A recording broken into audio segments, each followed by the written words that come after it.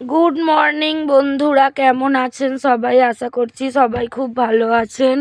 তো তো আজকে হচ্ছে আমার মামার বাড়িতে রেঁধে খাওয়া অনুষ্ঠান আছে। তো সেই কারণের জন্য সকালে উনুন তৈরি করে দুপুরের সাথে সাথেই রান্না করতে হয়। সেই জন্য আমার মামি, দিদা সবাই মিলে উনান বানানোর কাজে লেগে পড়েছে। দেখুন, সবাই মিলে হাতে হাত লাগিয়ে উনান তৈরি করছে। তো এখানে যে যেমন পেরেছে উনান করে নিয়েছে। এই যেগুলো সব ভাতে দেয়া হবে, সব কিছু ভাতে ভাতে, আলু, বেগুন, শিম। দেখুন, এখানে অনেকগুলো হাঁড়ি বসে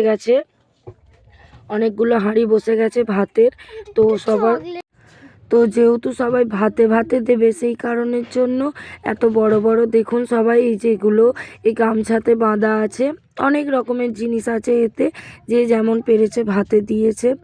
আলু, টমেটো, বেগুন, শিম, লাউ পাতা, তারপরে ফুলকপি, ডাল, এরকম অনেক রকমের সব ভাতে ভাতে দিয়েছে।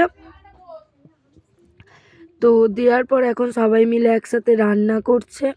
আর আমার দিদাদের নিয়ম হচ্ছে উনুন জেলে দিয়ে উনান ধরিয়ে তারপরে মুড়ি খেতে হয়। তো রান্না করতে করতে সবাই মুড়িও খাচ্ছে, সবাই গল্প করছে। তো দেখুন, দারুণ মজা হয় এই রান্নাটায়।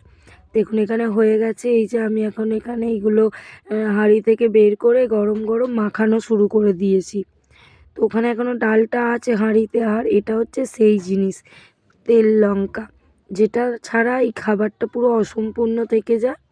তো সেই কারণের জন্য এবার মেখে নিচ্ছি। মেখে নিয়ে এবার সবাই মিলে সবাইকে আস্তে আস্তে খেতে দিয়ে সবাই খাওয়া দাওয়া করে নেবে।